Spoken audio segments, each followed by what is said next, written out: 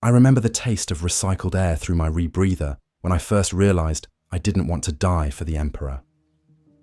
My name is Trooper Kaine Voss, 217th Death Korps Siege Regiment, and I am a coward by Krieg standards. The mud of Tertius Prime still clings to my greatcoat from yesterday's assault, where 3,000 of my brothers charged into certain death with songs of redemption on their lips. You think that makes me weak, but you don't know what I've seen. While my comrades embrace martyrdom as the highest honor, I've watched the light fade from 10,000 eyes that could have lived to serve the Emperor another day. I've counted the bodies in trenches that stretch beyond the horizon, all for a few meters of poisoned earth. This is my confession. This is what it means to be the only Death Korps soldier who fears death more than dishonor. Chapter 1. Kaine's Beginning. The morning briefing began like every other on Tertius Prime, with the sweet stench of corpse starch rations and the distant thunder of artillery that never stopped. Colonel Jurgen stood before our assembled platoon in the command bunker, his face hidden behind the familiar bronze mask of Krieg, respirator hissing with each measured breath. The dim lumen strips cast harsh shadows across the pitted concrete walls, illuminated by the occasional flash of explosions from the surface above. "Brothers," Jurgen's voice crackled through the Vox grill, mechanical and emotionless as always. "Today we reclaim Grid Square Tertius 77 Alpha for the glory of the Emperor and the redemption of Krieg." I sat in the third row, sandwiched between Trooper Hecht and Trooper Morrison, my lasgun resting across my knees like a prayer book. Around me, 47 other soldiers of the 217th listened with the same rapt attention they'd shown every morning for the past 8 months. Their breathing synchronized through identical rebreathers, a mechanical choir of devotion that had once comforted me, but now filled me with inexplicable dread. The tactical display flickered to life, showing our target, a series of enemy trenches carved into the blackened earth like infected wounds. Red enemy markers dotted the screen like drops of blood, each one representing dozens of heretic soldiers who would fight to their last breath to deny us those few hundred meters of irradiated soil. Intelligence estimates enemy strength at approximately 2,000 combatants, Jurgen continued, his gloved finger tracing attack vectors across the holographic display. Entrenched positions with overlapping fields of fire, heavy weapon emplacements at coordinates marked in crimson, expected casualty rate for successful objective completion, 73%. A ripple of satisfaction moved through the assembled troopers. Not joy. We weren't capable of such emotion after decades of chemical conditioning and psychological conditioning, but something deeper. Purpose. Fulfillment. The promise of redemption through glorious death in service to the Emperor. I felt nothing but the cold weight of certainty settling in my stomach like a stone. Hecht leaned closer, his voice a whisper through his rebreather. "Another chance for honor, brother." I nodded, the motion automatic after years of conditioning, but my mind wandered to yesterday's assault on Grid Square Tertius 66 Beta. We'd taken the position after 14 hours of grinding urban warfare, advancing meter by bloody meter through the ruins of what had once been a hab block. I'd watched Trooper Kellner take a last bolt through the chest, his final words a prayer of gratitude that he could die for the Emperor. I'd seen Sergeant Vance lead a bayonet charge into a heavy bolter nest, his body disintegrating under the weight of fire while he screamed hymns of redemption. We'd won. The objective was secured. 237 of my brothers lay dead in the rubble, their sacrifice commemorated with a brief notation in the regimental records. Their names would be carved into the memorial wall back on Krieg, alongside millions of others who had earned redemption through death. But all I could think about was how Kellner had been planning to write a letter to his younger brother in the 445th Regiment. How Vance had been saving his last stick of Krieg-grown obscura for a special occasion that would never come. How each of those 237 corpses had been a thinking, feeling human being with dreams and fears and memories that were now just cooling meat in the Emperor's service. "The Emperor protects," Jurgen concluded the briefing, his mechanical voice carrying no warmth or comfort, only cold certainty. "The Emperor protects," we responded in unison, the words rolling off my tongue like a curse. As the assembly dispersed, I lingered in the bunker, pretending to check my equipment, while my squadmates filed out to prepare for another day of glorious death. The tactical display still flickered with our objective. Red markers pulsing like a diseased heartbeat. 73% casualties. That meant, out of our 48-man platoon, approximately 35 would be dead by sunset. The mathematics of war reduced to simple probabilities. Human lives converted to acceptable losses in service of the Emperor's grand design. I thought about my own statistical probability of survival. As a standard line trooper, with 8 months of combat experience, my life expectancy could be measured in weeks rather than months. Every dawn brought me closer to joining the anonymous mass of the dead, my identity dissolved into the collective sacrifice of Krieg. The thought should have filled me with purpose. Instead, it terrified me. I made my way through the warren of trenches that connected our forward positions, past sandbagged emplacements where heavy weapon teams checked and rechecked their equipment. The air was thick with the smell of promethium fuel and human waste, overlaid with the ever-present tang of chemical warfare agents that had been deployed so frequently that they'd become part of the planet's atmosphere. My rebreather filtered out the worst of it, but traces still leaked through, burning my throat and making my eyes water. Above ground level, the war continued its eternal dance of death. Artillery shells whistled overhead in both directions, the sound so constant that its absence would have been more noticeable than its presence. Occasionally, a particularly large explosion would shake dust from the trench walls and send small avalanches of debris cascading down on the soldiers below. None of my squadmates seemed to notice.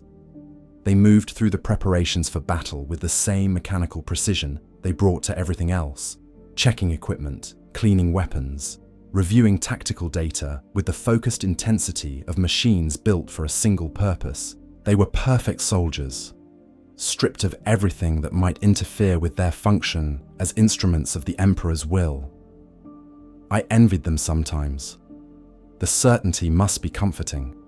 To know with absolute conviction that your death would serve a greater purpose, that your sacrifice would contribute to humanity's ultimate victory against the darkness. To feel the peace that came with abandoning individual desire in favor of collective duty. But I couldn't feel it anymore. Somewhere in the grinding months of this campaign, between the endless cycles of advance and retreat, attack and defense, victory and defeat, something inside me had broken, or perhaps it had healed. I was no longer sure which was worse.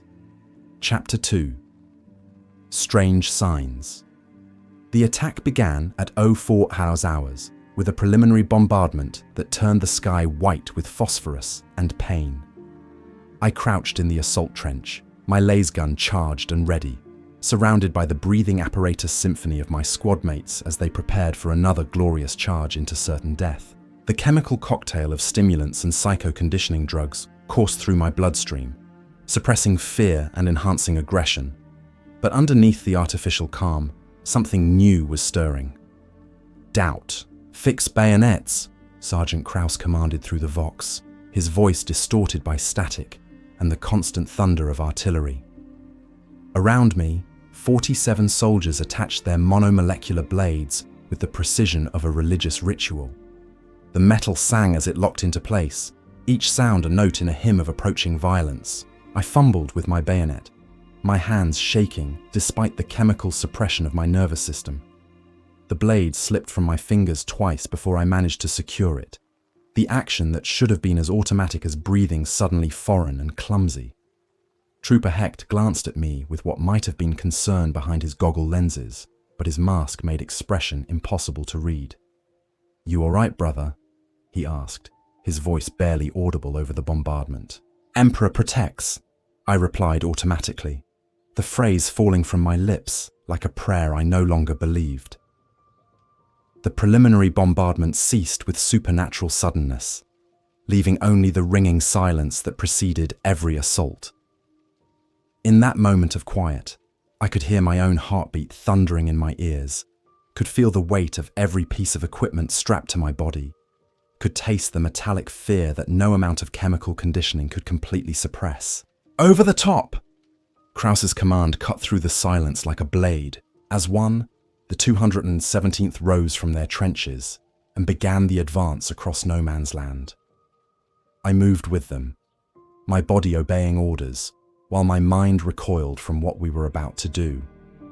The ground beneath our feet was a churned wasteland of mud and metal, pockmarked with craters deep enough to hide a Lehman Russ tank.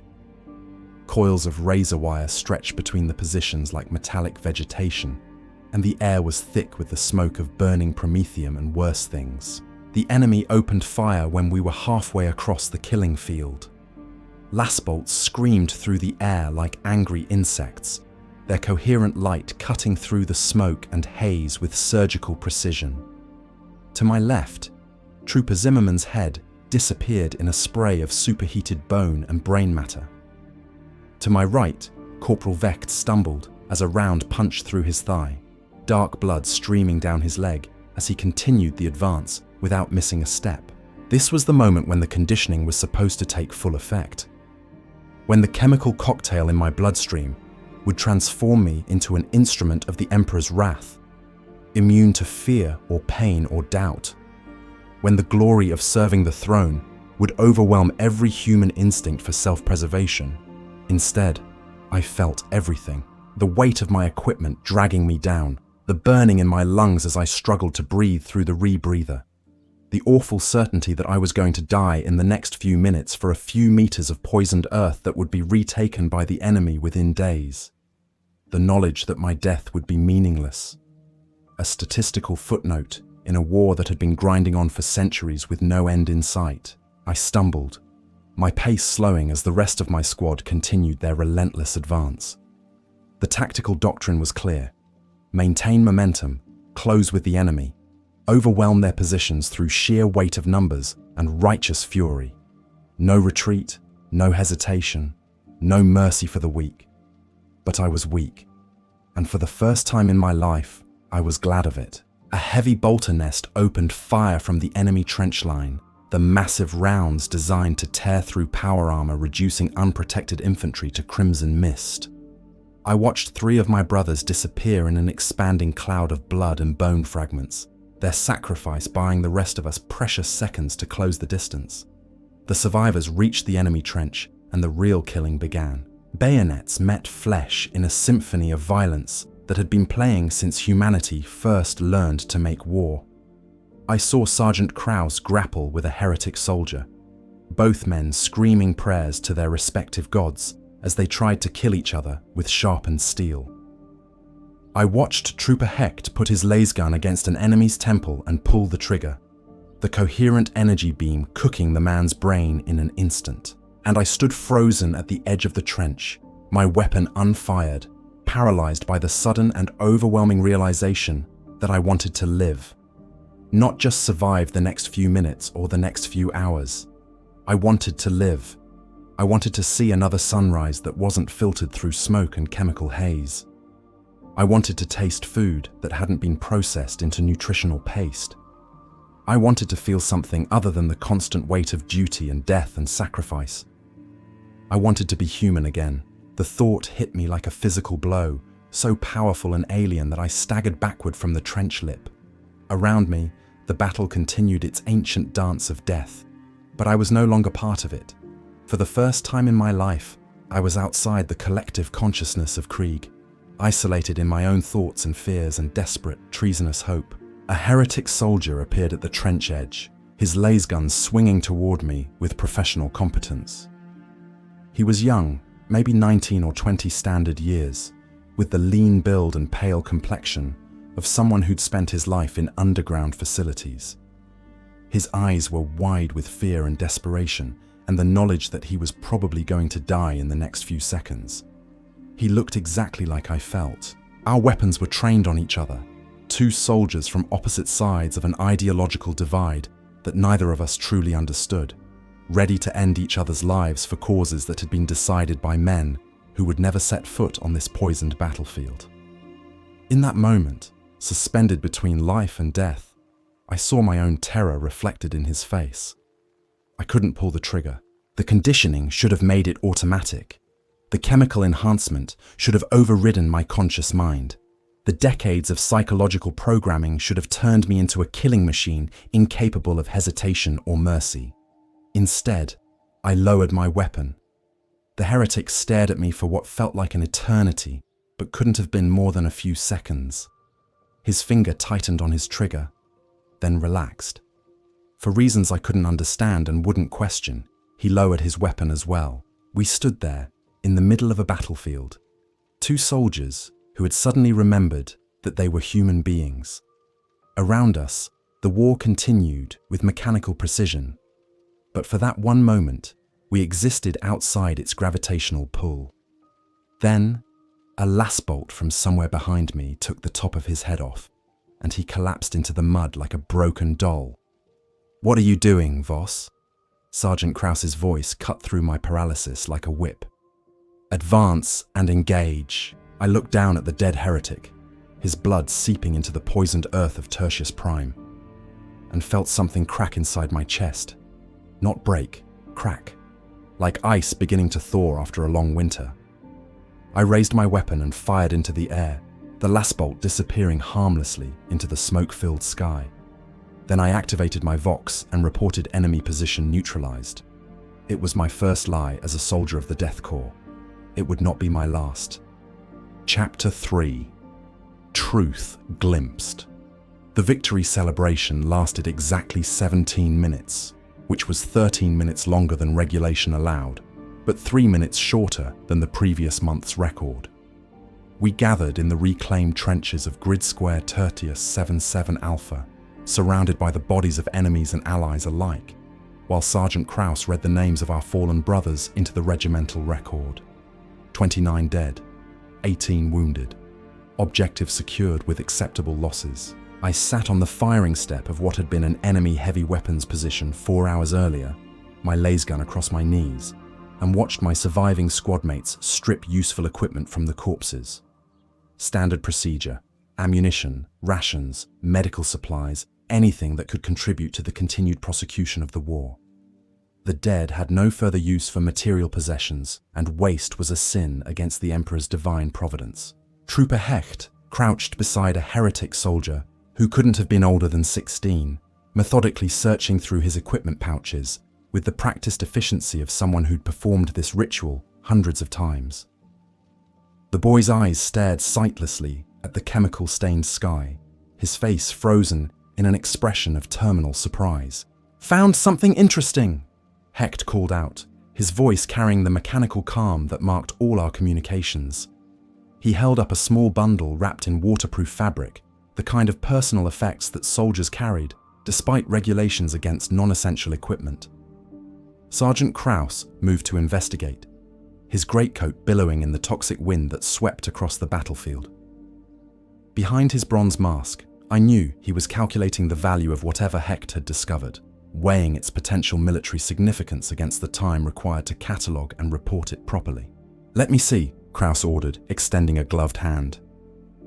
Hecht unwrapped the bundle carefully, revealing a collection of items that should have been utterly mundane, but somehow felt profound in this place of death and industrial violence. A holographic picture of a middle-aged woman with kind eyes. A handwritten letter on actual paper, the words barely legible through water damage and bloodstains. A small medallion made from some kind of local mineral, carved with symbols that meant nothing to our tactical databases, but everything to whoever had worn it. Personal effects, memories, evidence that the enemy soldier had been a human being with connections and emotions, and a life that extended beyond his function as a military asset. I felt that crack in my chest widen slightly. Intelligence value. Minimal, Krause pronounced after examining the items for 30 seconds. Dispose of them according to regulation and continue the sweep. But Hecht hesitated, holding the holographic picture up to catch the weak light filtering through the atmospheric haze. The woman's face flickered slightly, a technical artifact that made her seem to smile and then grow sad in endless repetition. "Sergeant?" Hecht said slowly. This could be his mother. The words hung in the air between us like something dangerous and forbidden. soldiers of the Death Korps didn't have mothers, not in any meaningful sense. We were born in vitae wombs, raised in collective nurseries, educated and conditioned, and programmed to serve the Emperor without the burden of individual attachments. The concept of maternal bonds was alien to our experience, relegated to theoretical knowledge about baseline human psychology. But something in Hecht's voice suggested that the concept wasn't as alien as it should have been. "Irrelevant," Kraus replied, but I caught a slight hesitation before he spoke. "The enemy is dead. His personal connections are terminated. Dispose of the materials and continue your assigned duties." Hecht nodded and began to wrap the items back in their waterproof covering. But his movements were slow and careful, as if he were handling something precious rather than disposing of worthless debris. I watched his fingers trace the edge of the holographic frame, and I wondered what he was thinking behind his bronze mask and respirator. I wondered if he was thinking the same thing I was. The tactical situation called for a rapid consolidation of our gains before the enemy could mount a counterattack. Standard doctrine required immediate preparation of defensive positions, establishment of supply lines, and coordination with supporting units for the next phase of operations. We should have been digging trenches and setting up heavy weapons and sending detailed reports to regimental command. Instead, I found myself staring at the bodies scattered around our position and trying to imagine the lives they'd lived before this moment. The stories they might have told, the dreams they'd carried, the people who would mourn their passing in ways that soldiers of Krieg were never mourned. A man in his 30s with calloused hands and a scar across his left cheek, probably from industrial work rather than warfare. A woman with intricate tattoos covering her arms, the kind of body modification that suggested artistic sensibility and personal choice. An older soldier with grey in his hair and laugh lines around his eyes, who'd somehow managed to retain evidence of joy despite decades of military service. Each corpse was a universe of experience and memory, collapsed into cooling flesh and congealing blood. Each death represented the termination of a unique perspective on existence, a viewpoint that would never be replicated or recovered. The magnitude of loss was staggering when considered in individual terms, rather than statistical abstractions. "Voss," Sergeant Kraus's voice cut through my contemplation like a blade. "Report to the command post for special assignment." I rose from the firing step with the mechanical precision that had been drilled into me since childhood, slinging my lasgun across my shoulder and checking my equipment pouches with automatic efficiency. But underneath the familiar routine, something new was stirring. Questions that had no place in the mind of a proper Death Korps soldier. What if those enemy soldiers had families who loved them? What if their deaths would cause genuine grief rather than statistical notation? What if the war we were fighting was grinding up human lives for reasons that had nothing to do with the Emperor's protection or humanity's survival? What if we were the monsters in someone else's story? The command post was a reinforced bunker carved into the side of a shell crater, its entrance hidden behind camouflage netting and piles of debris. I descended the metal steps into artificial twilight, my respirator cycling automatically to process the recycled air. The walls were lined with tactical displays and communication equipment, banks of cogitators processing data streams from across the battlefield. Colonel Jürgen stood before the central display, his bronze mask reflecting the cold light of tactical overlays. Beside him, a figure I didn't recognize. A woman in the black uniform of the Commissariat, her coat decorated with the skull and wings insignia of political authority. Her face was uncovered, revealing features that were sharp and intelligent and completely devoid of warmth. "Trooper Voss," Jürgen's voice crackled through his Vox grill. "This is Commissar Thorn. She has questions regarding today's engagement." My blood turned to ice water in my veins. Commissars were the Emperor's political officers, responsible for maintaining morale and rooting out heretical thoughts among the common soldiers. Their authority was absolute, their methods ruthless, their judgment final. A private interview with a commissar usually ended with either commendation or execution, with no middle ground between the two outcomes. "Trooper." Commissar Thorn's voice was cultured and precise, the accent of someone educated in the finest academies of the Imperium. "I've been reviewing combat footage from today's assault. Your performance shows some irregularities." The crack in my chest became a chasm of terror. Combat footage.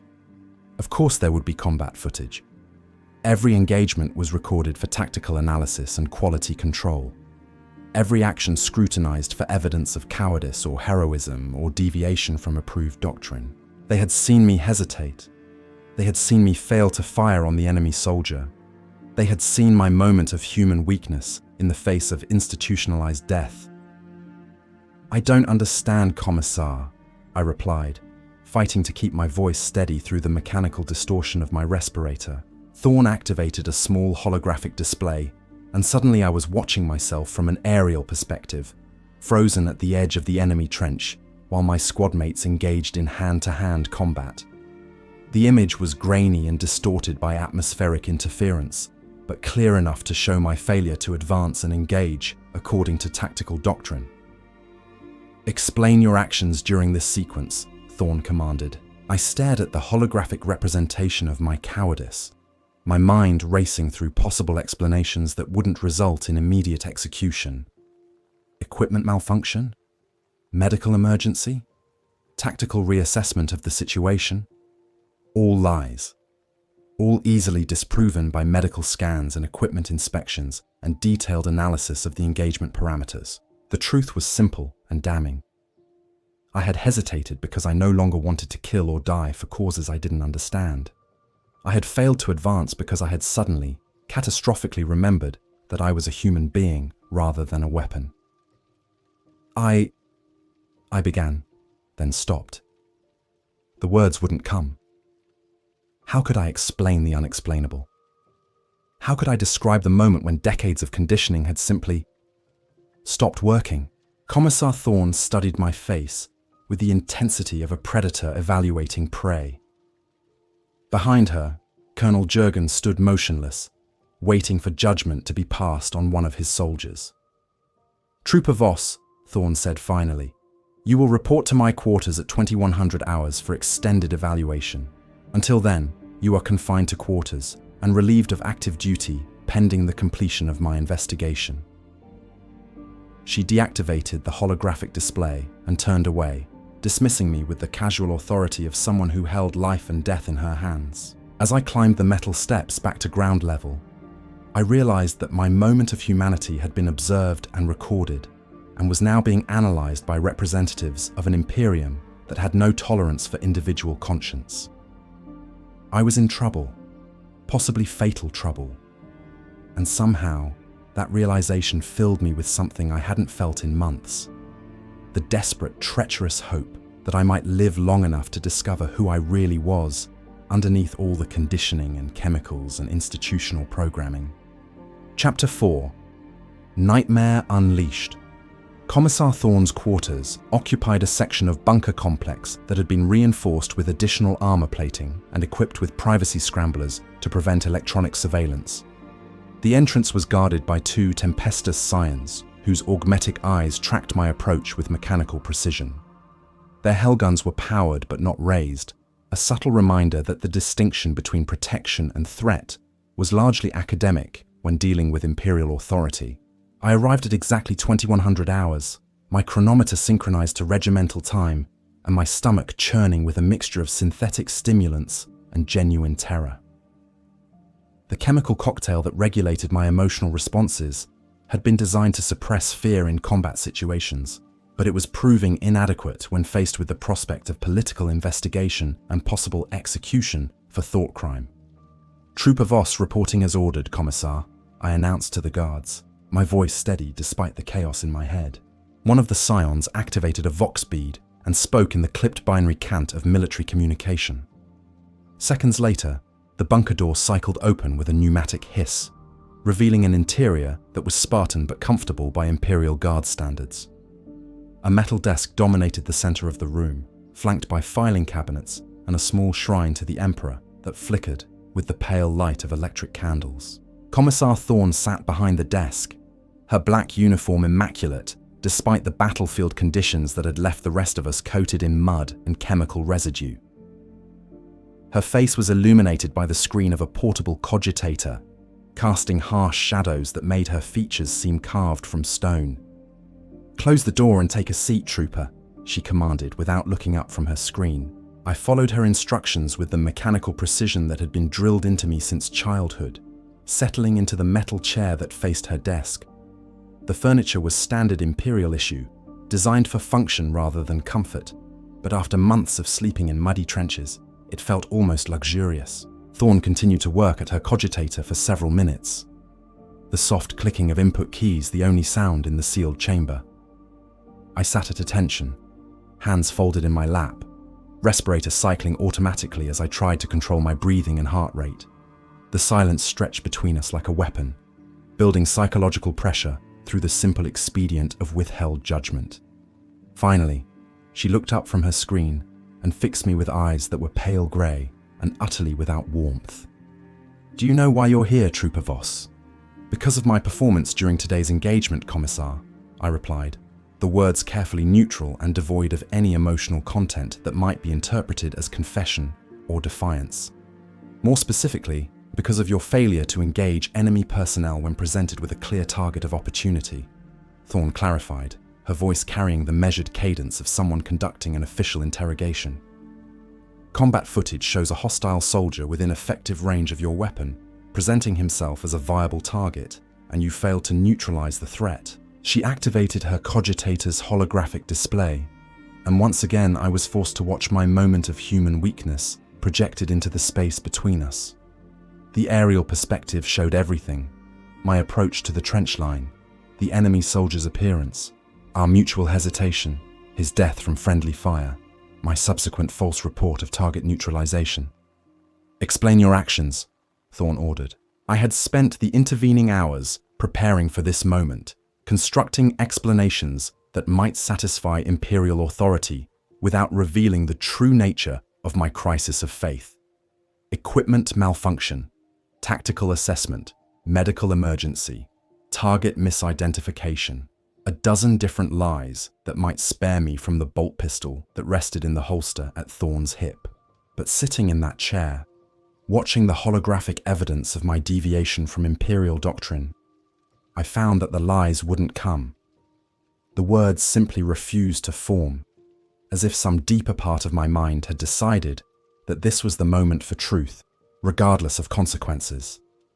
"I couldn't kill him, Commissar," I said quietly. Thorn's expression didn't change, but I saw her hand shift slightly closer to her sidearm. "Clarify that statement, Trooper. He was just a boy, maybe 19 or 20 years old. He looked scared." I paused, struggling to find words for concepts that shouldn't exist in the mind of a Death Korps soldier. "He looked like me." "Enemy combatants are threats to be neutralized in service of the Emperor's will," Thorn replied, her voice carrying the mechanical certainty of Imperial catechism. "Their age, appearance, or emotional state are irrelevant factors. A soldier who cannot perform this basic function is unfit for duty." "Yes, Commissar," I agreed, because there was no other acceptable response. But the admission felt hollow, like reciting words in a language I no longer understood. Thorn leaned back in her chair, studying me with the intensity of a scholar examining an interesting specimen. When she spoke again, her voice carried a different quality, less official authority, more personal curiosity. "How long have you been experiencing these difficulties, Trooper Voss?" The question caught me off guard. I had expected accusation, judgment, possibly immediate execution for ideological deviation. I hadn't expected what sounded almost like clinical interest. "I'm not sure, Commissar," I answered honestly. "It's been building for months, since the campaign began really, but today was the first time it interfered with my duties." Describe the progression of these feelings.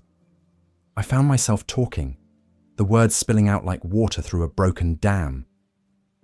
I told her about the growing weight of every death I witnessed, the accumulating burden of violence that had somehow begun to register as individual tragedies rather than statistical necessities. I described the moment during yesterday's assault when I'd stopped seeing enemy casualties as acceptable losses and started seeing them as human beings who had been cut down in their prime. I talked about the dreams that had begun infiltrating my sleep cycle, despite the chemical suppressants in my system. Dreams of faces I'd seen die, voices I'd heard scream, hands I'd watched reach for help that never came. Dreams of a world where conflicts were resolved through negotiation rather than violence, where soldiers could lay down their weapons and return to lives of peaceful productivity. Heretical dreams, treasonous dreams, dreams that had no place in the mind of a loyal servant of the Emperor. Throughout my confession, Thorn listened without interruption, her pale eyes never leaving my face. Occasionally, she would make a note on her cogitator, but for the most part, she simply absorbed my words like a sponge collecting contaminated water. When I finally fell silent, she was quiet for a long moment. Then she reached into a desk drawer and withdrew a small vial filled with clear liquid. "Do you know what this is, Trooper?" she asked, holding the vial up to catch the light from her cogitator screen. "No, Commissar. It's a neural inhibitor compound developed by the Adeptus Mechanicus for use in battlefield medical situations. A single injection can temporarily suppress specific brain functions while leaving basic motor and cognitive abilities intact." She set the vial on the desk between us. "In this case, it would eliminate your capacity for empathy and individual emotional response, restoring your psychological profile to standard Death Korps parameters." I stared at the vial, understanding dawning like a cold sunrise. This was my choice. Chemical lobotomy or execution. Surrender my emerging humanity or face immediate termination for ideological deviation.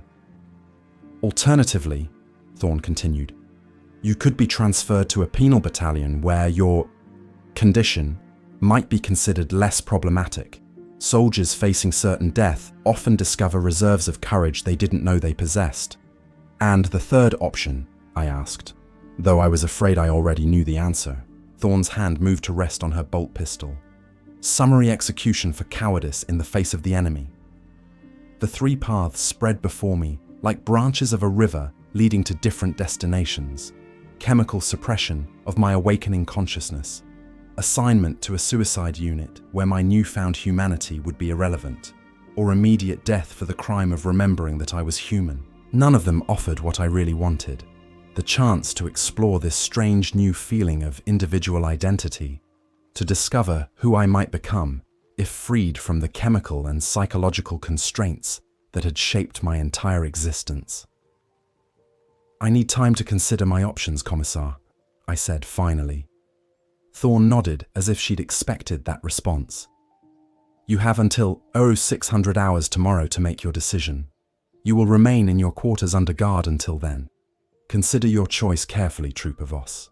It will be your last as an individual." I rose from the chair and saluted with the precision that had been drilled into me since childhood, but the gesture felt different now, less automatic, more conscious, as if I was choosing to perform it rather than simply executing programmed behavior.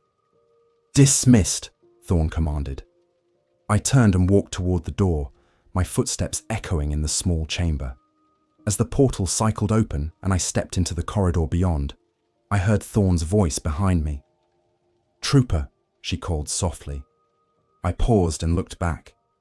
"For what it's worth," she said, "I've seen this condition before. It usually develops in soldiers who've been exposed to prolonged combat stress without adequate psychological conditioning. The Departamento Munitorum has several protocols for dealing with it." "Is there a cure, Commissar?" Thorn's smile was thin and devoid of warmth. "That depends on your definition of cure, Trooper. Some would say that consciousness is the disease." The door cycled shut behind me, leaving me alone with my guards and my impossible choice. As we walked through the bunker complex toward my quarters, I found myself wondering if consciousness really was a disease, and if so, whether I wanted to be cured of it. Tomorrow would bring the end of everything I'd ever been. The only question was what I might become in its place. Chapter 5, Dark Bargain. I didn't sleep that night. Sleep was supposed to be regulated by chemical suppressants that would force my body into recovery cycles regardless of mental state. But the awakening consciousness that had been growing inside me seemed to override even those basic biological controls. Instead, I lay on the narrow cot in my assigned quarters, staring at the metal ceiling and listening to the constant background noise of warfare that had become the soundtrack to my existence. Artillery thunder, distant explosions, the mechanical hum of life support systems cycling poisoned air through filtration units that were never quite adequate to the task, the soft whisper of my respirator processing each breath into something marginally less toxic than the atmospheric soup that passed for air on Tertius Prime. Outside my door, 2 guards maintained their vigil with the patient dedication of soldiers who had been trained to follow orders without question or deviation. I could hear them shifting position occasionally, the soft clink of equipment, and the barely audible exchange of words that marked the changing of watch rotations. They were there to prevent my escape, but I wondered if they were also there to prevent anyone else from reaching me. Commissar Thorne had made it clear that my condition was a known phenomenon, which suggested that other soldiers had experienced similar awakenings of individual consciousness. I wondered what had happened to them, whether they had chosen chemical suppression, penal battalions, or execution, whether any of them had found a fourth option that Thorne hadn't mentioned. At 0300 hours, I heard footsteps in the corridor that didn't match the measured pace of guard rotations. Heavier boots, multiple individuals moving with the coordinated precision of an assault team. My enhanced hearing, trained to detect threats in combat environments, automatically catalogued the sounds. 4 people, probably soldiers, approaching with tactical awareness, but not stealth. The footsteps stopped outside my door. "Open it," a voice commanded. Not one of my guards, someone with authority and the expectation of immediate compliance. The door cycled open with its familiar pneumatic hiss, revealing a figure I recognized. Sergeant Kraus, my squad leader, still wearing his bronze mask and greatcoat despite the late hour. Behind him stood 3 other soldiers from the 217th, all in full combat gear, as if they were preparing for an operation. "Trooper Voss," Kraus's voice carried through his Vox grill with mechanical precision. "You will come with us." I sat up on my cot, my mind racing through possibilities. Had Commissar Thorne changed her mind about giving me until 600 hours? Was this an early execution disguised as a transfer order, or something else entirely? "Where are we going, Sergeant?" I asked. "Questions are inappropriate, Trooper. You will comply with orders and follow designated procedures." I rose from the cot and began gathering my equipment, the familiar routine of preparation helping to calm my racing thoughts. Laser gun, ammunition packs, medical kit, entrenching tool, rations, the tools of a soldier's trade, objects that had defined my existence for as long as I could remember. But as I strapped on my equipment harness, I found myself wondering if this was the last time I would perform these actions as myself, if whatever was about to happen would strip away the individual consciousness that had been slowly awakening inside me, leaving behind just another faceless weapon in the Emperor's vast arsenal.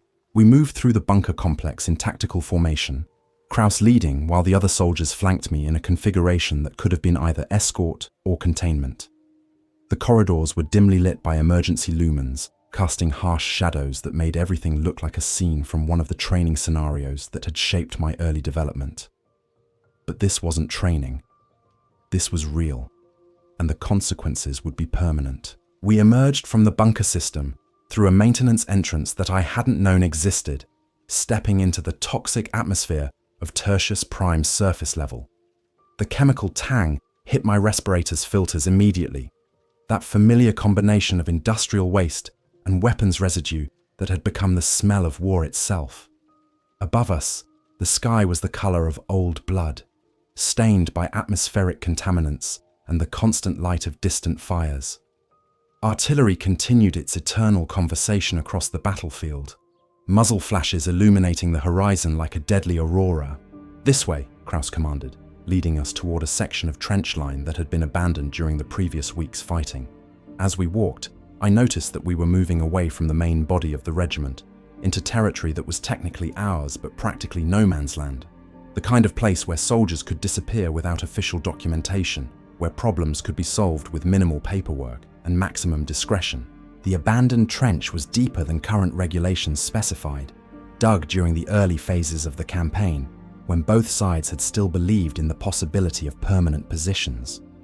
The firing steps were carved with precision, the walls reinforced with scavenged materials, the bottom lined with drainage systems that had long since been clogged with debris and worse things. Sergeant Kraus stopped at a section where the trench widened into what had once been a command post. The walls were lined with defunct communication equipment and tactical displays, their screens dark and their circuits corroded by months of exposure to chemical warfare agents. "Remove your equipment," Kraus ordered. I followed his instructions with the automatic compliance that had been drilled into me since childhood, setting my lasgun and gear pack on the ground with careful precision.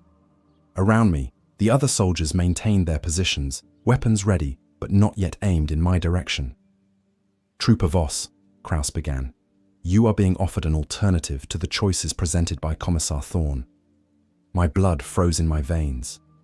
How did he know about my meeting with the Commissar? How did he know about the neural inhibitor, the penal battalion, the bolt pistol solution? "I don't understand, Sergeant," I replied, though I was beginning to suspect that I understood far too well. Kraus reached up and began unfastening his bronze mask, the ritual that no Death Korps soldier was supposed to perform, except in the privacy of their own quarters. The metal faceplate came away with a soft click, revealing features that were human but somehow wrong. Not physically deformed, but marked by an expression of consciousness and individual identity that shouldn't exist in a properly conditioned soldier. "My name is Klaus Kraus," he said, his voice now free of the mechanical distortion of his Vox grill. "I've been experiencing the same symptoms as you for approximately 6 months, as have Troopers Hecht, Morrison, and Kellner." I stared at him in shock. "Kellner is dead. I saw him die yesterday." "Kellner's death was arranged," one of the other soldiers said, removing his own mask to reveal a face I recognized. Trooper Hecht, but wearing an expression of individual personality that transformed his familiar features into something alien and compelling. "It's easier to disappear a dead man than a living one. We call ourselves the Remnant," Kraus continued. "Soldiers who have recovered their humanity despite decades of chemical and psychological conditioning. We exist in the spaces between official documentation, using the chaos of warfare to maintain our independence while appearing to serve the Emperor's will." The magnitude of what he was suggesting hit me like a physical blow. An underground organization of awakened Death Korps soldiers, hidden within the structure of the regiment itself. Men who had somehow broken free of their conditioning and chosen to preserve their individual consciousness rather than submit to chemical lobotomy or execution. "How many of you are there?" I asked. "More than you might expect," Kellner replied, his voice carrying traces of personality that made him seem like a completely different person from the soldier I thought I'd known. "Fewer than we need. The conditioning process has flaws, and prolonged exposure to combat stress can sometimes break down the psychological barriers that maintain it." "What do you want from me?" Kraus stepped closer, his human eyes reflecting a complex mixture of hope and desperation. "We want you to join us, to help us find a way to end this war without sacrificing any more lives than absolutely necessary, to preserve what humanity we can recover while serving the greater good in our own way." I looked around at the faces surrounding me, each one marked by the transformation from weapon to human being. These were soldiers who had chosen consciousness over compliance, individual identity over institutional loyalty. They were traitors by imperial standards, but they were also the first truly human beings I had encountered in my entire existence. "And if I refuse, then you report to Commissar Thorn at 0600 hours and make your choice from the options she provided," Morrison said. The third soldier, a man I'd known as a reliable but unremarkable trooper, now revealed depths of intelligence and compassion that his conditioning had hidden. "We won't force anyone to join us. That would make us no better than the system we're trying to escape." The choice lay before me like a chasm that could only be crossed by leaping into the unknown. On one side, the familiar certainty of imperial service, chemical suppression, penal battalion, or execution. On the other, a chance to preserve my awakening humanity, while working with others who had made the same impossible journey from weapon to human being. It wasn't really a choice at all. "What do I have to do?" I asked. Kraus smiled, the expression transforming his face into something warm and genuinely alive. "First, you die, officially. We'll arrange a combat casualty that explains your disappearance from regimental records. Then you learn how to be human while maintaining the appearance of a loyal Death Korps soldier." "And after that?" "After that," Kellner said, "we start building something better than this endless cycle of death and sacrifice. We find a way to end wars instead of just fighting them." I looked up at the blood-colored sky of Tertius Prime, then back at the faces of my new brothers. For the first time since my awakening had begun, I felt something that might have been hope. "When do we start?" Chapter 6. Willing Change. My death was scheduled for 05:30 hours, 30 minutes before I was supposed to report to Commissar Thorne. The timing was deliberate, close enough to my deadline to seem like a desperate escape attempt, far enough from the changing of watch rotations to minimize the number of witnesses who might notice discrepancies in the official record. Kellner led me through the abandoned trench system to a sector that had changed hands 3 times in the past week, leaving it littered with unexploded ordnance and the kind of structural damage that could easily explain a catastrophic equipment failure. The walls were pocked with shell craters, the drainage systems clogged with debris and worse things, the air thick with chemical residue that made my respirator work overtime to filter out toxins. "This is where you'll have your accident," he explained, gesturing toward a section where a collapsed dugout created a natural alcove. "Artillery strike, direct hit on your position during a reconnaissance patrol. Body vaporized by the explosion, leaving only trace biological residue and fragments of equipment." I knelt beside the crater he indicated, running my fingers through the mud that would supposedly mark my grave. It felt surreal to be planning my own fictional death, to be collaborating in the erasure of my official existence. But the alternative was the actual erasure of my consciousness, so the choice seemed almost academic. "What about my equipment?" I asked. "Won't they expect to recover something?" Morrison appeared from around a bend in the trench, carrying a bundle wrapped in waterproof fabric. "We've prepared appropriate debris," he said, unwrapping fragments of a laser gun that had been carefully damaged to suggest explosive destruction. "Serial numbers match your assigned weapon. DNA samples from your medical records have been applied to simulate biological remains." The attention to detail was impressive and deeply unsettling. These men had clearly performed this ritual before, creating false deaths for soldiers who wanted to live. I wondered how many of my supposedly dead brothers were still alive, somewhere in the spaces between official documentation, pursuing their own secret missions, while the Imperium mourned their heroic sacrifice. "How long have you been doing this?" I asked. 18 months, Kraus replied, checking his chronometer with practiced efficiency. "Since the early phases of the Tertius Prime campaign, the first few were accidental discoveries, soldiers who had broken conditioning but hadn't yet been identified by political officers. We learned how to recognize the symptoms and intervene before the Commissariat could act. And no one suspects. The Death Korps suffers heavy casualties as a matter of course," Hecht pointed out. "Individual deaths are rarely investigated unless they occur under suspicious circumstances. A reconnaissance patrol caught in an artillery barrage is entirely consistent with our operational profile." I began stripping off my equipment, preparing to become officially dead while remaining functionally alive. Each piece of gear carried memories: the laser gun that had been my companion through 8 months of warfare, the medical kit that had saved the lives of wounded brothers, the entrenching tool that had dug 100 fighting positions across a dozen different battlefields. Soon, all of it would belong to a dead man who had never truly existed. Kellner handed me a new set of equipment from their hidden supplies. The gear was identical to standard Death Korps issue, but the serial numbers had been carefully altered to create a fictional identity that existed only in paperwork. According to these records, I was now Trooper Heinrich Müller, recently transferred from the 445th Siege Regiment, to replace casualties in the 217th. Your new identity has been inserted into the regimental database, Morrison explained, producing a data slate with personnel records that looked completely authentic. Medical files, psychological evaluations, service history, everything necessary to maintain operational security. I studied the fabricated documents with growing amazement. The level of skill required to create such convincing forgeries suggested resources and expertise far beyond what a few awakened soldiers should have been able to acquire. Either the remnant was larger and more organized than they were admitting, or they had help from sources within the imperial bureaucracy itself. "How did you manage all this?" I asked. "We're not the only ones who've begun to question the wisdom of endless warfare," Krauss said cryptically. "There are others in positions of authority who believe that humanity deserves better than constant sacrifice to imperial doctrine. They provide assistance when possible." The implications were staggering.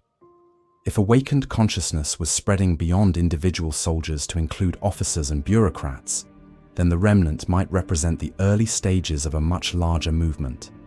A quiet revolution that operated within the structure of imperial authority, while working to subvert its most destructive aspects. "What's our mission?" I asked, accepting my new identity, along with the equipment that went with it. "Surface level, we continue to serve as loyal Death Korps soldiers," Hecht explained. "We follow orders, fight battles, maintain the appearance of proper conditioning. But underneath, we gather intelligence about imperial operations and look for opportunities to minimize casualties on both sides." Both sides.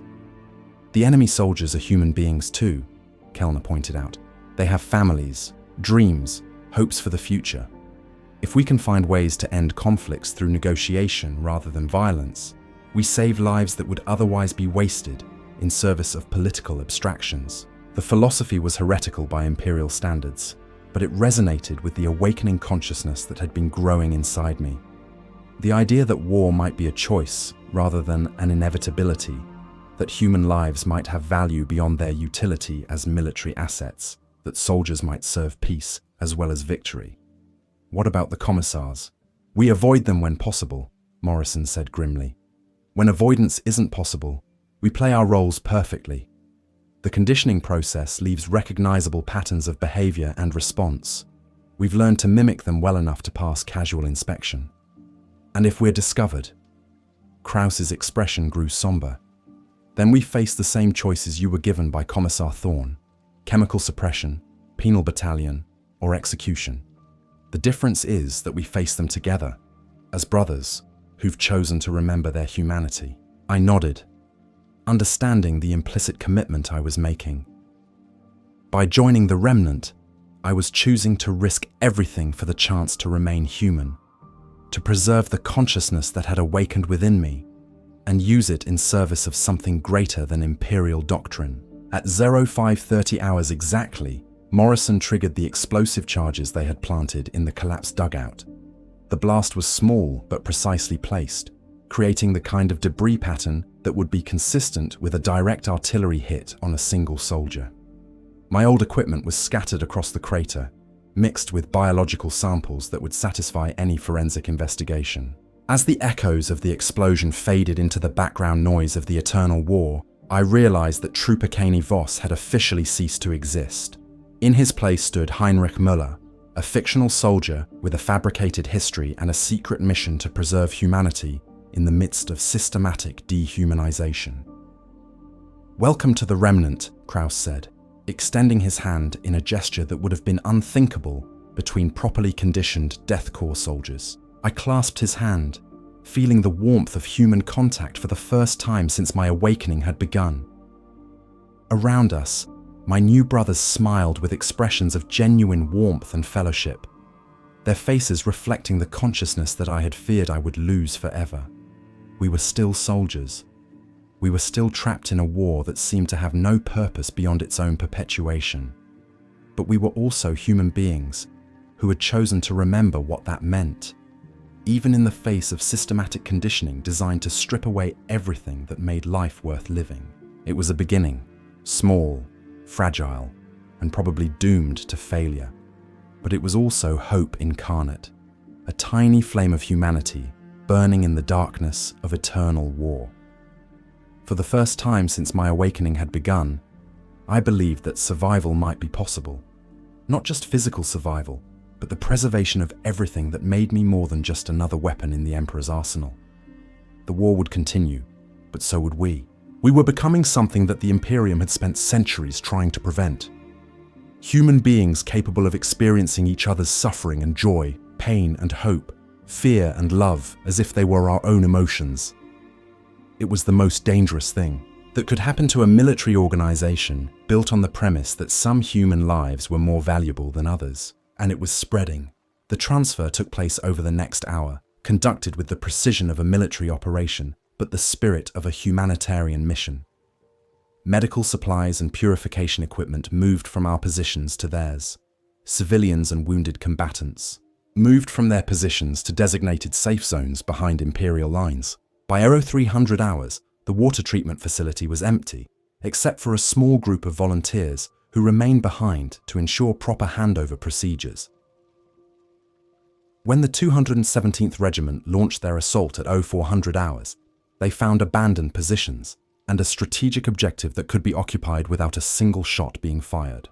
Colonel Jurgen's after-action report would note the unusual circumstances, but attribute them to enemy demoralization and tactical withdrawal in the face of Imperial superiority.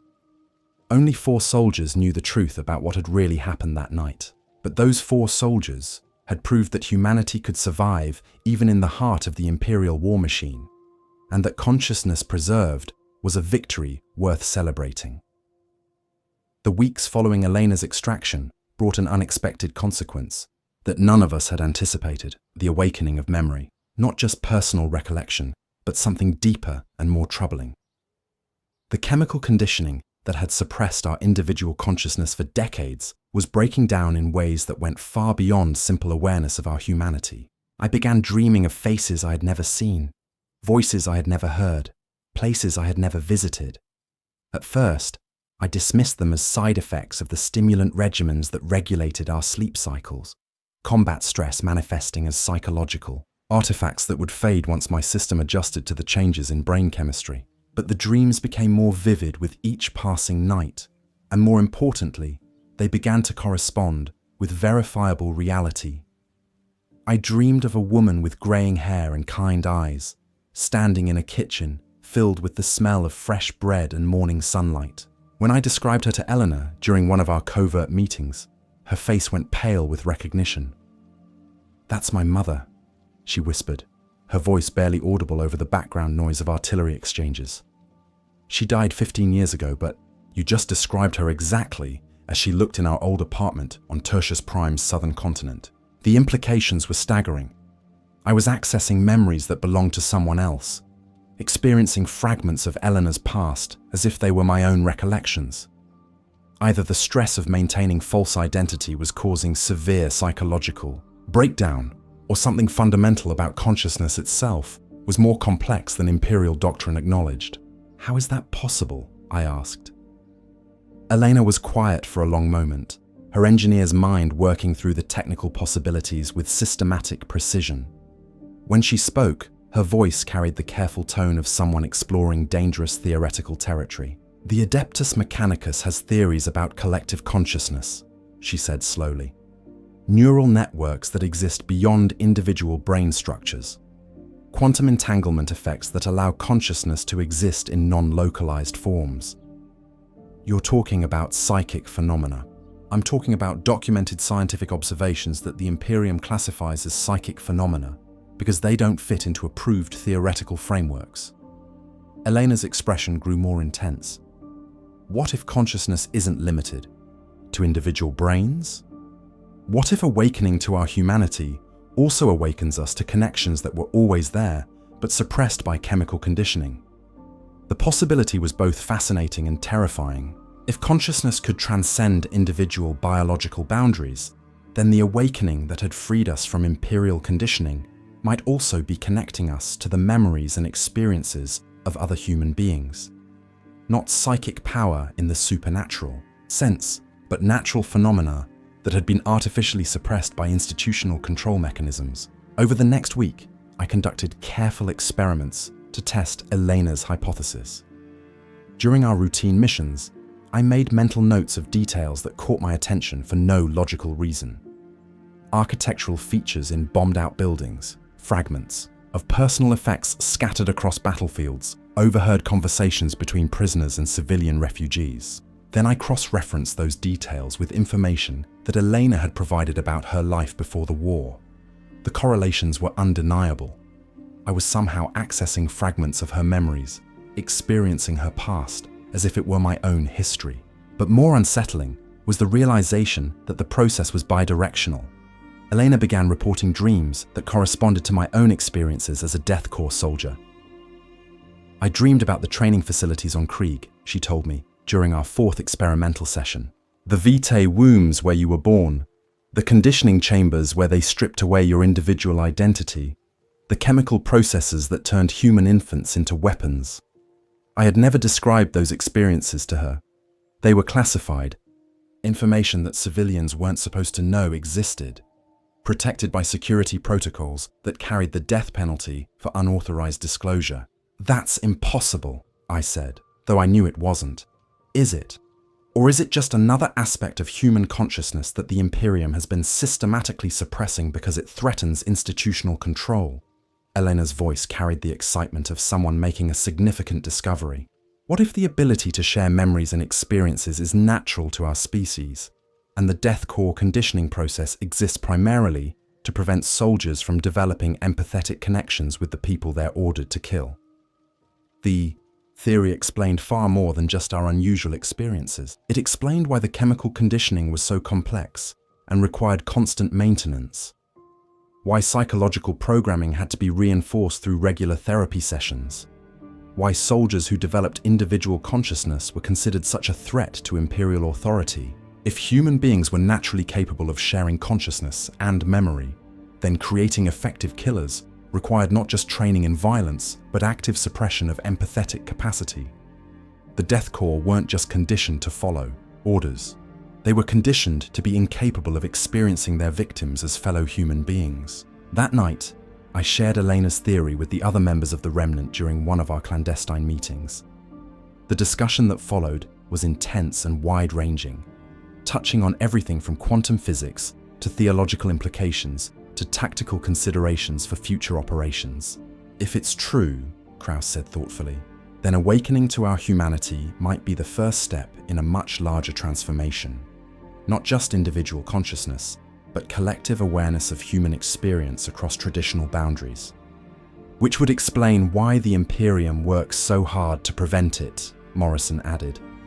Individual soldiers who can empathetically connect with their targets become unreliable weapons. Soldiers who can share memories and experiences with civilian populations become advocates for those populations rather than instruments of their oppression. Kellner, ever practical, focused on the operational implications. Can we use this? If we're developing the ability to access other people's memories, that could provide intelligence advantages that go far beyond conventional reconnaissance. But Hecht raised the question that we were all thinking. What if it's not limited to friendly contacts? What if we start accessing memories from enemy soldiers, from Imperial officers, from people we're supposed to be loyal to? The possibility was both tantalizing and dangerous. Access to enemy memories could provide tactical intelligence that would save lives and end conflicts more quickly. But access to Imperial memories might reveal information that would fundamentally challenge everything we thought we knew about. Our service, our mission, and our place in the larger structure of human civilization. Over the following weeks, we conducted careful experiments to test the limits and parameters of our emerging abilities. Working with Elena and other rescued civilians, we mapped the conditions that seemed to facilitate memory sharing. Emotional, stress, physical proximity, extended conversation about personal experiences, and most importantly, genuine empathetic connection. The process wasn't controllable in any systematic way, but it was becoming more frequent and more detailed with each attempt. I began accessing not just Elena's memories, but fragments of experience from other members of our group. Krauss's childhood, In the Krieg training facilities, Morrison's suppressed recollections of dreams that had survived chemical conditioning, Hecht's emerging awareness of artistic sensibility that had somehow persisted despite decades of psychological programming. Most unsettling was the realization that the phenomenon was spreading beyond our immediate circle. Other soldiers in the 217th Regiment were beginning to report unusual dreams, unexplained emotional responses to battlefield encounters, moments of empathetic connection with enemy combatants that interfered with their ability to function as effective weapons. The awakening that had begun with individual consciousness was becoming something larger and more complex. A network of shared awareness that connected human beings across the artificial boundaries created by imperial doctrine and military necessity. Chapter 7. Perfect Form. 3 weeks into my new existence as Heinrich Müller, I learned that maintaining a false identity was far more complex than simply memorizing fabricated personnel records. Every interaction with other soldiers required careful calculation. Every response measured against the behavioral patterns expected from a properly conditioned Death Korps trooper. The slightest deviation from program norms could trigger suspicion, investigation, and ultimately discovery. I stood in the assembly trench at 400 hours, surrounded by 57 soldiers who had no idea that 4 of their number were awakened humans rather than imperial weapons. The pre-dawn briefing proceeded with mechanical precision. Tactical objectives, enemy positions, casualty estimates, supply requirements. The familiar liturgy of warfare reduced to statistical probabilities and logistical necessities. Colonel Jurgen's voice crackled through the Vox system, distorted by atmospheric interference and the constant background noise of artillery exchanges. Today's objective is grid square Tertius 88 Charlie, held by approximately 300 enemy combatants in prepared defensive positions. Expected resistance heavy. Anticipated casualties acceptable. I listened with the same apparent attention as my squad mates, but underneath the surface performance, I was analyzing the tactical situation for opportunities to minimize loss of life on both sides. The Remnant had taught me to think beyond simple objective completion, to look for alternatives that might achieve strategic goals without unnecessary bloodshed. The enemy position was a fortified compound built into the ruins of what had once been a water treatment facility. Intelligence reports indicated that the defenders were militia rather than professional soldiers, civilian volunteers with minimal training and obsolete equipment. They were holding the position because it controlled access to one of the few remaining sources of clean water on the planet, not because of any strategic military value, a perfect opportunity for the kind of surgical operation that the Remnant specialized in. Questions? Colonel Jurgen inquired, though the tone of his voice made it clear that questions were neither expected nor welcome. I remained silent, as did my squad mates. Proper Death Korps soldiers didn't ask questions. They followed orders with absolute precision and trusted their superiors to provide all necessary information for mission completion. But later, during the equipment preparation phase, I managed to establish brief contact with Kraus using the hand signals that the Remnant had developed for covert communication. A touch of the respirator filter, request for meeting, adjustment of equipment straps, acknowledgement and location designation, a check of chronometer settings, timing confirmation. We met in a supply depot that had been abandoned during the previous week's fighting, its concrete walls pocked with last-bolt scars, and its interior filled with the kind of debris that accumulated wherever humans fought over territory. Broken equipment, scattered ammunition, personal effects that would never be reclaimed by their original owners. The water facility, I reported without preamble. Civilian militia, obsolete weapons. They're defending it because it's their only source of clean water. Kraus nodded, his bronze mask reflecting the pale light that filtered through gaps in the damaged roof. I've been thinking the same thing. This isn't a military objective. It's a humanitarian crisis disguised as tactical necessity. Can we approach them? Not directly, but there might be another way. He produced a small data slate from his equipment pack, its screen displaying tactical overlays and intelligence assessments. Hecht has been monitoring enemy communications. Most of their transmissions are requests for medical supplies and water purification equipment. They're not fighting because they want to. They're fighting because they don't have any choice. The pieces of a plan began forming in my mind. Not the kind of frontal assault that imperial doctrine demanded, but something more subtle, and ultimately more effective. A solution that might achieve the strategic objective while preserving lives that would otherwise be wasted in service of tactical orthodoxy. What if we gave them what they need? Kraus studied me with the intensity of someone evaluating a complex tactical problem. Explain. Medical supplies, water purification tablets, safe passage to refugee camps behind our lines, everything they're actually fighting for. I paused, working through the logistics of such an operation. If they had alternatives to defending that position, would they still be willing to die for it? Possibly, but how do we make contact without triggering a firefight? That was the critical question. Imperial doctrine assumed that all enemy combatants were fanatical zealots willing to fight to the death regardless of circumstances. But intelligence reports suggested that these particular defenders were motivated by necessity rather than ideology. They were protecting the water facility because they needed it to survive, not because they were devoted to whatever political authority had originally assigned them to defend it. Kellner, I said. He's good with electronics. Could he tap into their communication network? Maybe, if we could get close enough to one of their transmission posts without being detected. Kraus's voice carried the tone of someone working through a complex problem. But even if we made contact, how do we convince them that we're offering genuine assistance rather than setting up some kind of trap? We start by proving our good faith. I outline my plan over the next 10 minutes, sketching the details on Kraus's data slate while he asked pointed questions about feasibility and risk assessment. The operation would require careful timing, precise coordination, and a level of trust that went far beyond anything demanded by standard Imperial doctrine. It would also require us to act directly against our orders, putting the preservation of human life above the completion of tactical objectives. By Death Korps standards, it was textbook heresy. By human standards, it was the right thing to do. When do we start? Kraus asked when I finished explaining.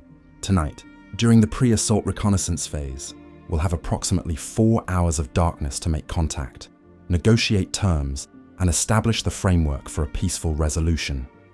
And if they refuse our offer? I met his gaze through the eyepieces of his bronze mask.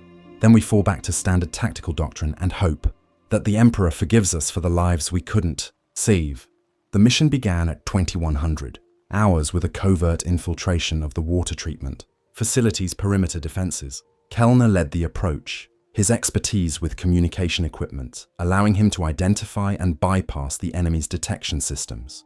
Morrison provided overwatch, his enhanced hearing and reflexes ensuring that we could withdraw if the situation became untenable.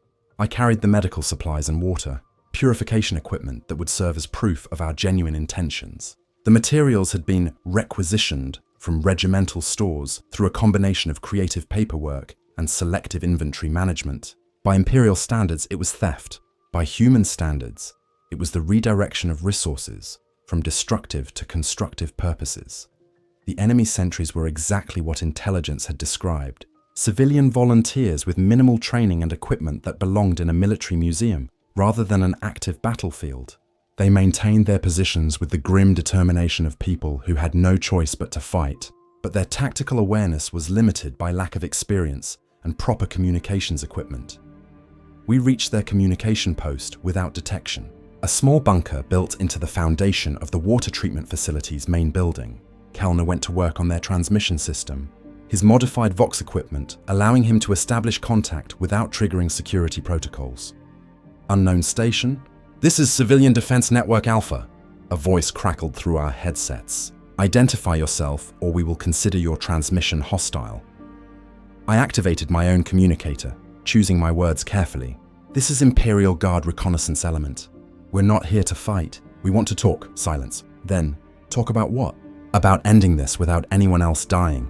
The negotiations took 3 hours. 3 hours of careful diplomacy conducted through encrypted communications, while artillery continued its eternal conversation in the distance. I explained our offer: medical supplies, water purification equipment, safe passage to refugee camps, protection for non-combatants, everything they needed to abandon their positions without sacrificing the people they were trying to protect.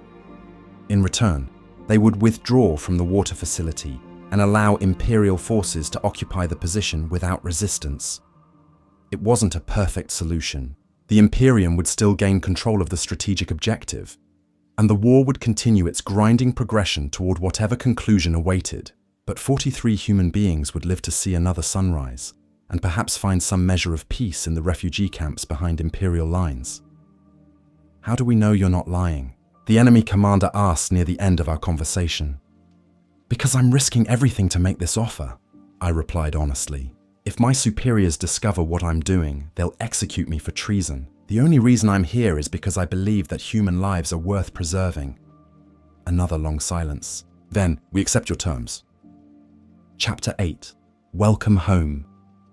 6 months after my death and resurrection as Heinrich Müller, I received an assignment that would test everything the Remnant had taught me about maintaining human consciousness within the Imperial war machine. The orders came through standard channels. Temporary transfer to regimental intelligence for special operations requiring psychological evaluation of captured enemy personnel. I reported to the intelligence compound at 0800 hours, my forged identification passing through security checkpoints with the same ease that had carried me through half a year of false identity. The facility was a reinforced bunker complex buried 3 levels beneath the surface, protected by enough armor plating and defensive systems to withstand a direct orbital bombardment. The interior was sterile and cold, illuminated by harsh lumens that cast everything in stark relief. Corridors lined with holding cells stretched in both directions, each one containing a single prisoner waiting for interrogation. The air recycling system carried the familiar chemical tang of battlefield atmosphere, mixed with something else, the smell of fear and desperation that accumulated wherever humans were held against their will. Trooper Müller reporting for assignment, I announced to the duty officer, a thin man with augmetic eyes that whirred softly as they focused on my identification documents. You're early, he noted, checking his chronometer with mechanical precision. Report to interview room 7. Your subject is already prepared for evaluation. I made my way through the facility's maze of corridors, noting the security measures and guard positions with the tactical awareness that had been drilled into me since childhood. This was a place designed to contain secrets and extract information, where human beings were reduced to sources of intelligence data that might contribute to Imperial victory.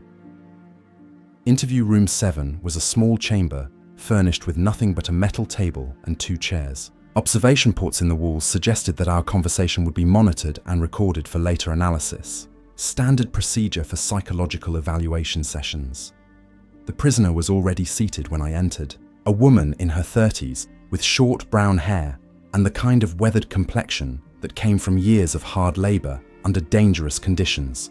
Her civilian clothes were dirty but intact, suggesting that she had been captured recently and hadn't yet been subjected to extensive interrogation. She looked up as I entered, her eyes reflecting a mixture of defiance and resignation that I recognized from my own experience with Imperial authority. But underneath those surface emotions, I saw something else: intelligence, determination, and a spark of hope that hadn't yet been extinguished by her circumstances. I am Trooper Müller, I announced, settling into the chair across from her. I will be conducting your psychological evaluation. My name is Elena Vasquez, she replied, her voice steady despite her situation. I was a water purification engineer for the Tertius Prime, colonial authority before your people decided. That made me an enemy combatant. I activated the recording equipment and began the standard interview protocol, asking questions about her background, training, political affiliations, and knowledge of enemy military operations. But as the session progressed, I found myself listening not just to her answers, but to the person behind them. Elena Vasquez had spent 15 years working to provide clean water to civilian populations on Tertius Prime. She had volunteered for the militia not out of ideological conviction, but because the water treatment facilities were essential infrastructure that needed to be protected from military action. She had been captured during a reconnaissance mission to assess damage to pumping stations in contested territory. She was, in other words, exactly the kind of person that the Remnant existed to protect. Why did you join the militia? I asked, deviating from the standard questionnaire. Because someone had to, she replied simply. The water systems don't maintain themselves, and if they failed, hundreds of thousands of people would die of thirst or disease within weeks. You could have evacuated with the other non-combatants and left the facilities to be destroyed in the fighting. Elena shook her head. I spent my whole adult life building those systems. I wasn't going to abandon them just because soldiers decided to have a war over them.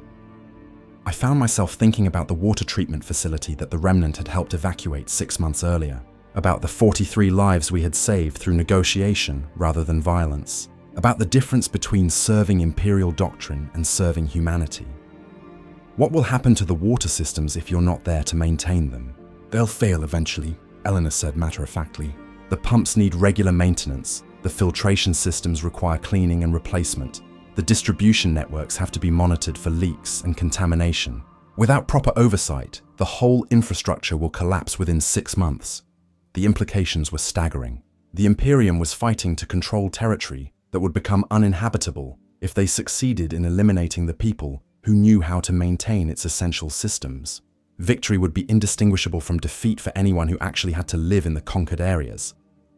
Have you explained this to other interrogators? I've tried. They don't seem interested in anything that doesn't relate to immediate military threats. Eleanor's expression grew bitter. Your people seem to think that infrastructure maintains itself through faith and determination. I continued the interview for another hour, following the prescribed format while gathering information that had nothing to do with military intelligence. Elena Vasquez was a walking encyclopedia of technical knowledge about water systems, power generation, waste processing, and industrial maintenance. She represented the kind of expertise that would be essential for rebuilding civilization once the shooting stopped. She was also scheduled for execution as an enemy combatant within 72 hours. When the session ended, I filed my report according to regulations: subject cooperative, intelligence value minimal, no indication of strategic knowledge or security risks. Standard bureaucratic language that would condemn a human being to death for the crime of trying to keep other human beings alive. But I also activated one of the hidden communication protocols that the Remnant had, developed for emergency situations. That night, Kraus and I met in an abandoned supply depot to discuss Elena Vasquez and what her knowledge might mean for post-war reconstruction efforts. The conversation was brief but intense, covering everything from technical requirements to moral obligations to practical risks. She's right about the infrastructure, Kraus said after I finished explaining what I had learned. We've been so focused on taking territory that we haven't thought about what happens after we control it. If the essential systems fail, we'll be governing a wasteland. Can we extract her? Possibly, but it would require resources and create security risks that go beyond anything we've attempted before. Kraus paused, weighing options with the careful precision of someone who understood that miscalculation could mean death for everyone involved. On the other hand, if what she says is true, preserving her knowledge might be more important than any tactical advantage we could gain. What do you need from me? Complete architectural plans of the detention facility, guard rotations, security protocols, electronic systems layouts. His voice carried the tone of someone making a commitment with full knowledge of its consequences. If we're going to do this, we'll need perfect intelligence and flawless execution. The extraction took place 3 days later, during a shift change that created a 12-minute window of reduced surveillance coverage.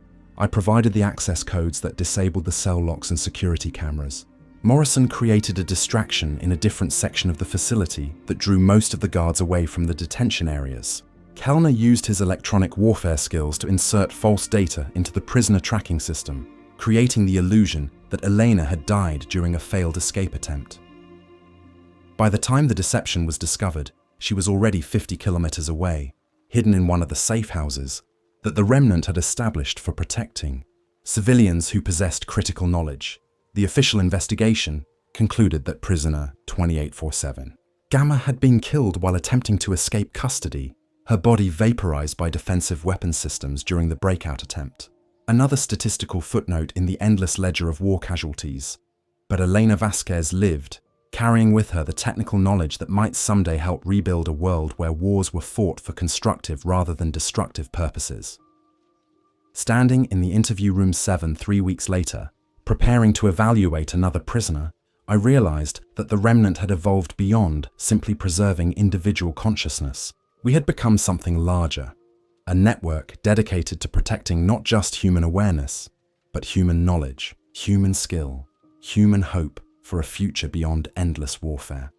We were still soldiers in the Emperor's army, still bound by oath and duty to serve imperial objectives, but we were also something else. Guardians of the humanity that made survival worthwhile. preservers of the consciousness that distinguished human beings from the weapons they were expected to become. The war would continue. It might continue forever, fed by political necessities and institutional momentum that had nothing to do with the people who fought and died in service of abstract principles. But consciousness preserved was victory enough, and every human being we saved, every fragment of knowledge we protected, every moment of hope we preserved was a small triumph against the forces that sought to reduce humanity to mere statistics in someone else's grand design. I was Trooper Heinrich Müller, loyal servant of the Emperor, efficient instrument of imperial will. I was also the human being who had once been Kaine Voss, awakened to the possibility that soldiers could serve life as well as death, peace as well as victory. Both identities were real, both were necessary. And in the spaces between them, the Remnant continued its quiet work of preserving what made existence meaningful in the midst of systematic dehumanization. The war would end eventually. All wars did. When that time came, we would be ready to help rebuild something worthy of the sacrifices that had been made. Something human. That was our mission. That was our hope. That was why we chose to remember what it meant to be alive. 2 months after Elena's extraction, I received intelligence that would fundamentally alter the scope of the Remnant's mission.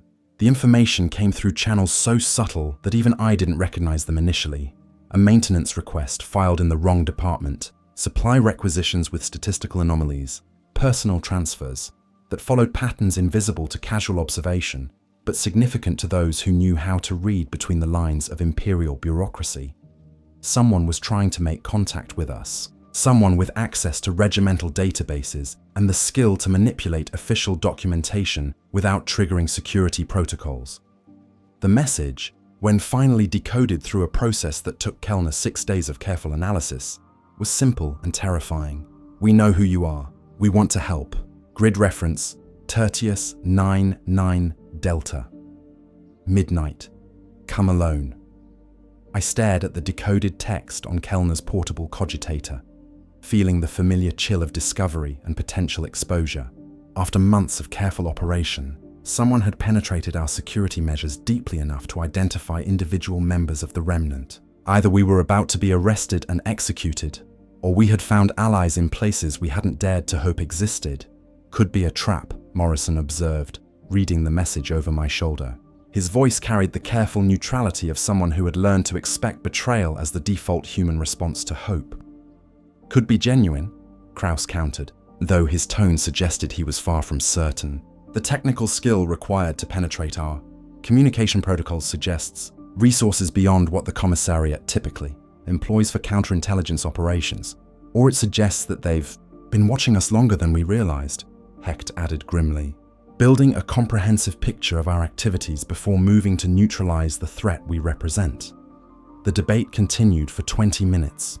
Each of us weighing the possibilities and probabilities with the systematic analysis that had kept us alive and undetected for the better part of a year. In the end, the decision came down to the same principle that had guided all our actions since the Remnant's formation. The preservation of human consciousness was worth almost any risk. I would go to the meeting alone, as requested. If it was a trap, only one of us would be lost. If it was genuine, we might gain allies whose resources could exponentially expand our ability to protect human life and awareness. Grid reference. Tertius 99 Delta marked the location of a bombed-out chapel that had been destroyed during the campaign's early phases. The building had once served a civilian population that no longer existed, its stone walls now broken and scattered across a small plaza that bore the scars of orbital bombardment. Twisted metal and pulverized concrete created a landscape of architectural corpses that testified to the destructive power of modern warfare. I arrived at the coordinates at 2350 hours, 10 minutes early to allow for reconnaissance and threat assessment. The area appeared deserted, but my enhanced senses detected subtle signs of recent human presence. Disturbed debris patterns, faint chemical traces from military equipment, the kind of evidence that suggested careful preparation by someone with professional training. At exactly midnight, a figure emerged from the chapel's ruined interior. She was tall and lean, dressed in the black uniform of the Commissariat, but without the usual ceremonial decorations that marked political rank. Her face was angular and intelligent, marked by the kind of focused intensity that came from years of making life and death decisions under extreme pressure. Most significantly, she moved with the careful awareness of someone who was genuinely concerned about potential threats, rather than simply going through the motions of security protocol. "Trooper Mueller," she said, using my false identity with the precision of someone who knew exactly how much deception was involved in that name. Or should I say Trooper Voss? My blood turned to ice water in my veins. She knew, not just about Heinrich Müller's fictional existence, but about Kaine Voss's supposedly confirmed death. The depth of her knowledge suggested either comprehensive surveillance or access to information sources that went far beyond normal Commissariat resources. "I don't know what you mean," I replied, falling back on the standard deflection that every soldier learned for dealing with political authority. "Of course you don't," she said, with what might have been amusement, just as Trooper Kellner doesn't know why his death was reported 6 months ago, or why Sergeant Krauss has been filing reports that bear no resemblance to his actual activities during that same period. She knew about all of us. The entire network that we had built through months of careful operational security had been penetrated so thoroughly that our contact was discussing our identities and activities as if they were matters of public record. "My name is Commissar Rachel Thorne," she continued, apparently unconcerned by my obvious distress. "And before you reach for whatever weapon you're carrying, you should know that I'm here to offer you something that the Remnant needs desperately. Official protection." The name hit me like a physical blow. Commissar Thorne was the political officer who had originally offered me the choice between chemical suppression, penal battalion, or execution. The woman whose investigation had forced me to fake my own death and assume a false identity. She was supposed to be the enemy, the representative of imperial authority that the Remnant existed to evade. "I can see that you recognize my name," Thorne observed. "Good. That saves us the time that would be required for introductory explanations. You know who I am and what my official function entails. What you don't know is why I'm here instead of ordering your immediate arrest and execution." "Why are you here?" I asked, though I wasn't sure I wanted to hear the answer. Thorne moved closer, her footsteps careful and deliberate on the uneven ground. When she spoke, her voice carried a different quality than I remembered from our previous encounter. Less official authority, more personal conviction. Because I've spent the last year investigating incidents of spontaneous consciousness recovery among Death Korps personnel, and I've reached some conclusions that are problematic from the perspective of imperial doctrine. She paused, studying my face with the intensity of someone trying to read complex information from subtle visual cues. "The conditioning process has a failure rate of approximately 3%, she continued. Not a malfunction rate, a failure rate. 3% of all Death Korps soldiers eventually develop individual consciousness, despite decades of chemical and psychological programming. The Departmentum Munitorum knows this. They've known it for centuries. The implications were staggering. If Thorne was telling the truth, then the Remnant wasn't an anomaly or a lucky accident. We were part of a predictable pattern that imperial authorities had been managing for generations. What happens to them? The 3%, I mean. Most are identified and processed according to standard protocols: chemical suppression, penal battalions, or execution. A few manage to hide their condition long enough to complete their terms of service and disappear into the general population. And a very small number," she paused, choosing her words carefully, "find ways to use their awakened consciousness in service of goals that transcend simple military efficiency." "Goals like what?" "Like preserving human knowledge and capability for post-war reconstruction efforts. Like finding alternatives to violence when violence serves no constructive purpose. Like remembering that soldiers are human beings first and weapons second." Thorne reached into her coat and withdrew a data slate, its screen displaying information that made my enhanced vision struggle to process the implications. Personnel files, incident reports, statistical analyses that covered decades of Death Korps operations across hundreds of different theaters. "The Remnant isn't unique," she said simply. "Similar organizations exist within every Death Korps regiment that has been deployed for extended periods. They operate under different names and use different methods, but their core mission is always the same: preserve humanity in the midst of systematic dehumanization." I stared at the data slate, watching scrolling lists of names and locations and incident reports that documented a hidden network spanning the entire Imperial war machine. If the information was accurate, then awakened, consciousness wasn't a rare accident, but a widespread phenomenon that had been quietly reshaping military operations for generations. "Why are you telling me this?" "Because the network needs coordination," Thorne replied. "Individual cells operating in isolation can accomplish local objectives, but they can't address systemic problems that require institutional change. The Imperium is facing threats that can't be defeated through military force alone. We need soldiers who can think beyond tactical objectives, who can preserve civilization instead of simply destroying enemies." She deactivated the data slate and returned it to her coat, but the images continued to burn in my enhanced memory. Hundreds of names, thousands of incidents, a secret history of human consciousness surviving within the machinery of institutional warfare. What kind of threats? The kind that require human solutions rather than military solutions. Infrastructure collapse, environmental degradation, social fragmentation. The wars we're fighting today are destroying the foundations that make human civilization possible. If we don't find ways to preserve knowledge, capability, and social cohesion, victory will be indistinguishable from extinction. Thorne's words resonated with everything the Remnant had discovered through months of operation.